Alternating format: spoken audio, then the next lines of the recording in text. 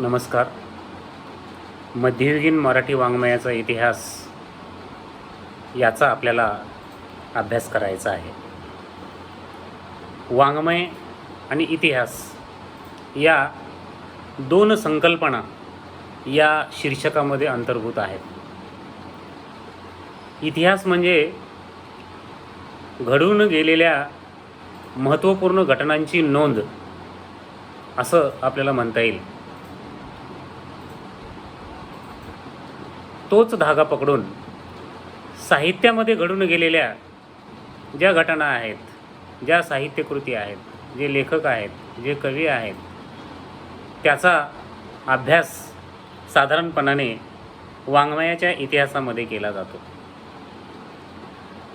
मध्ययुगीन मराठी वाङ्मयाचा इतिहास असं जेव्हा आपण म्हणतो किंवा यासाठी प्राचीन मराठी वाङ्मयाचा इतिहास ही संकल्पनासुद्धा वापरली जाते.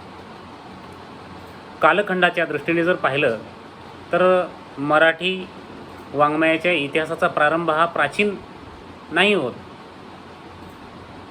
कारण साधारणपणे इसवी सन 1100 पासून मराठी वाङ्मयाचा प्रारंभ झाला असं आपल्याला म्हणता येऊ शकतं. आणि हा जो काळ आहे तो मध्ययुगीन काळ आहे. साधारणतः इसवी सन 1200च्या नंतरचा काळ हा इतिहासामध्ये मध्ययुगीन काळ म्हणून ओळखला जातो. एकूण आपण जर आंतरराष्ट्रीय स्तरावर पाहिलं तर मानवाचा इतिहास जेव्हा आपण बघायला लागतो तेव्हा अगदी लोह युगापासून आयर्न एज इथून त्याचा प्रारंभ करावा लागतो. आपल्याला तिथपर्यंत जायची गरज नाही. किंवा भारतीय इतिहासाचा जेव्हा आपण कालखंड पाहतो त्यामध्ये मग हरप्पा संस्कृती, वेदकाळ, मौर्य काळ, सातवाहन काळ, शक काळ, कुशाण काळ, मौर्य काळ, यादव काळ असा एक कालखंडाची उतरंड आहे. एक माहिती असावं म्हणून तुम्हाला हा कालखंड सांगितला. इथे मराठी साहित्याचा कालखंड आपण जेव्हा म्हणतो तेव्हा मराठी साहित्याची सुरुवात केव्हा झाली, आता ही सुरुवात कशी ओळखायची, तर यामध्ये साधारणतः पहिला शब्द केव्हा सापडला असेल, वाक्य केव्हा सापडला असेल, ग्रंथाची निर्मिती केव्हा झाली आहे, या सर्वांचा शोध साधारणपणे प्रारंभ या संकल्पनेमध्ये येऊ शकतो. मराठी भाषेची उत्पत्ती असं जेव्हा आपण म्हणतो तेव्हा आपल्याला 3 गोष्टीचा विचार करावा लागतो की मराठी शब्द किंवा मराठी भाषा आपल्याला कुठे सापडली, तर ती साधारणपणे स्तंभलेख, ताम्रपट आणि शिलालेख या 3 साधनांच्याद्वारे मराठी शब्द, मराठी वाक्य आपल्याला सापडलेले आहेत. आणि चौथं रूप म्हणजे ग्रंथरूप.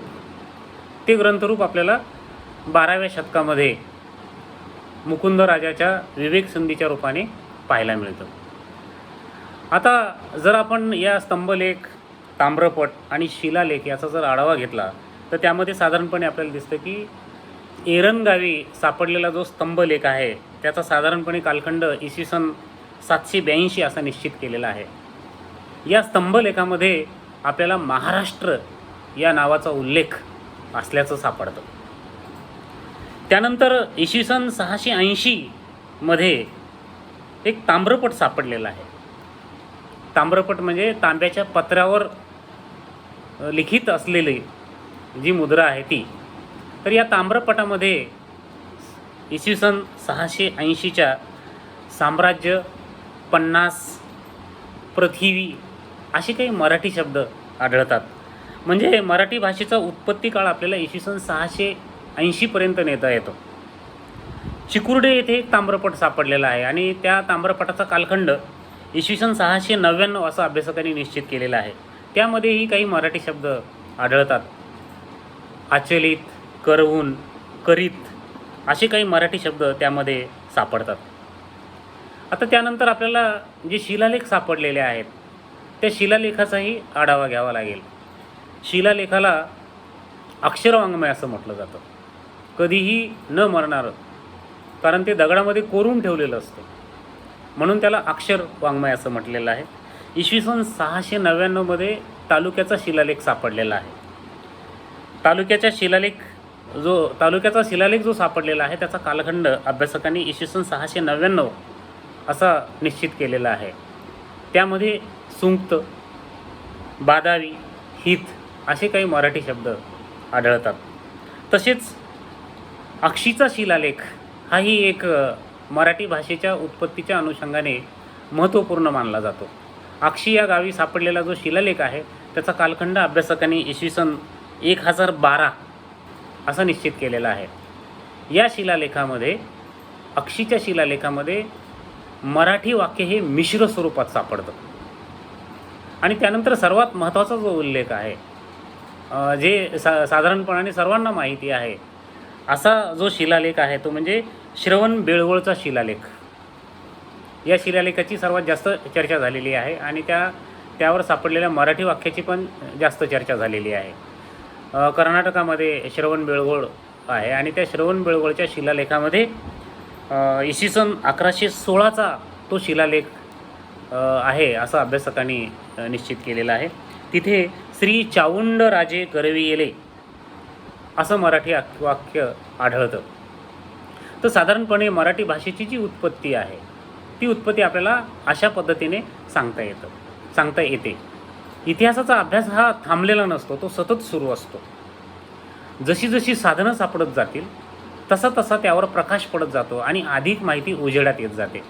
आता आधुनिकीकरणामुळे आपल्याला आणखीन काही साधनं सापडून त्यामध्ये भर पडू शकते. त्यामुळे ही जी साधनं आहेत ही साधनं म्हणजे अंतिम आहेत किंवा इथूनच इतिहासाची सुरुवात झालेली आहे असं आपल्याला ठामपणे म्हणता येत नाही.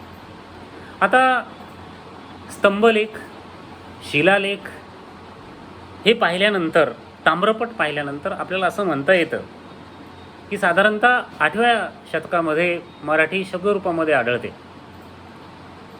त्यानंतर 11व्या शतकामध्ये ती वाक्यरूपाने आढळते आणि शके 1110 जो की मुकुंदराजाच्या विवेकसिंधूचा कालखंड मानलेला आहे, म्हणजे 12व्या शतकामध्ये ती ग्रंथरूपाने आढळते. तर इसवी सन 7व्या शतकामध्ये जर ती शब्दरूपामध्ये असेल तर त्याही अगोदर ती बोलीच्या स्वरूपामध्ये असण्याची शक्यता आहे. म्हणून मराठी भाषेचा उत्पत्ती काळ आपण इसवी सन 400 किंवा 300पर्यंतही नेऊ शकतो तर्काच्या आधारे. म्हणजे साधारणतः 5व्या शतकापासून मराठी भाषेचा उत्पत्ती काळ आपल्याला मानायला हरकत नाही. आणि अशा पद्धतीने याच कालखंडामध्ये आपण जर पाहिलं तर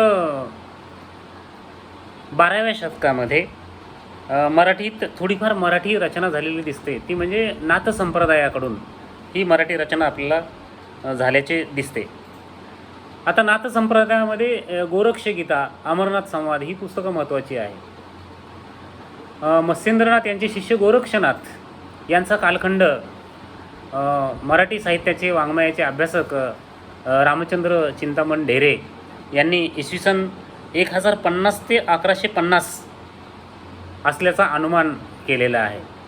म्हणजे मराठी भाषेमध्ये जी निर्मिती आहे ती नाथ संप्रदायामध्ये 12व्या शतकामध्ये 11व्या शतकामध्ये होत होती असं आपल्याला निश्चितपणाने म्हणता येतं. यावरून आपल्याला एक अंदाज मराठी भाषेच्या उत्पत्तीच्या संदर्भाने येऊ शकतो.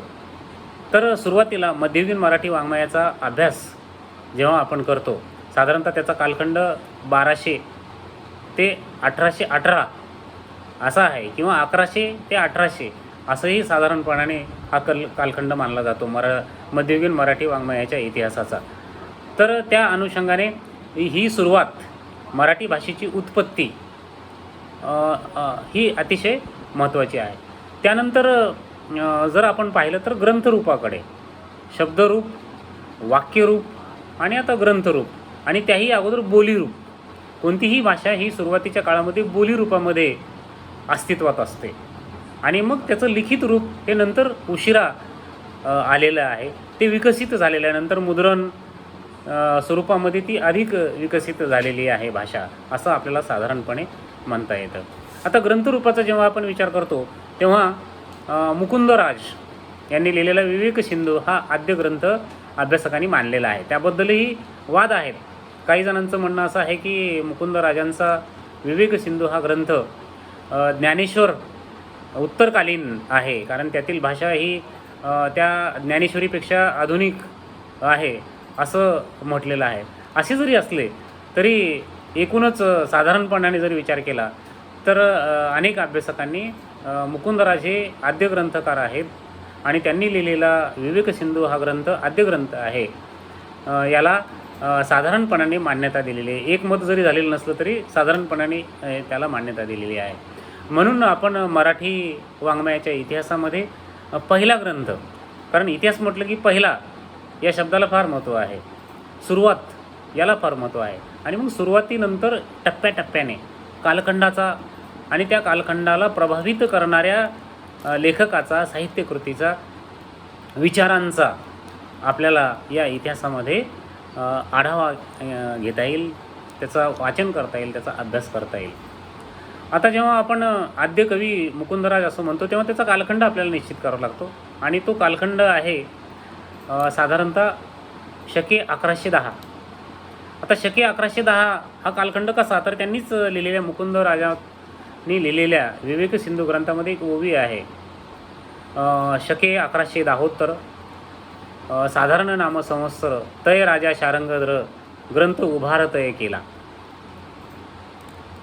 अशा प्रकारचा त्यामध्ये उल्लेख असल्यामुळे साधारणपणाने आता या शके 1110 आणि हे सगळं संवत्सर या सगळ्याचा अभ्यास केल्यानंतर शके 1110मध्ये ते येत नाही. पण साधारणपणाने जर आपण पाहिलं तर शके 1110 म्हणजे 1188 इसवी सन 1188मध्ये विवेकसिंधू या ग्रंथाची रचना झालेली आहे असं आपल्याला म्हणता येतं. म्हणून मराठीतील पहिला ग्रंथ, मराठीतील आद्य ग्रंथ इसवी सन 1188ला सिद्ध झालेला आहे असं आपल्याला म्हणता येऊ शकतं. आता जेव्हा आपण मुकुंदराजाचा अभ्यास करतो तेव्हा मुकुंदराज हे कुठले, तर त्याबद्दलही वाद आहेत. पण साधारणपणाने ते मराठवाड्यातील अंबाजोगाई येथील आहेत असे बऱ्याच अभ्यासकाचे मत आहे. आणि त्याबाबतची जी ओवी आहे विवेकसिंधूमध्ये ती ओवी त्यासाठी महत्त्वपूर्ण आहे. तर मध्ययुगीन मराठी वाङ्मयाच्या अभ्यासाच्या अनुषंगाने जेव्हा आपण विवेचन करतो तेव्हा मराठी भाषेचा जो प्रारंभ आहे, मराठी भाषेचा जो उत्पत्तिकाल आहे, हा उत्पत्तिकाल आपल्याला या अनुषंगाने पाहता येऊ शकतं. अर्थात मराठी भाषेवर जो प्रभाव आहे तो संस्कृत भाषेतील साहित्याचा आहे.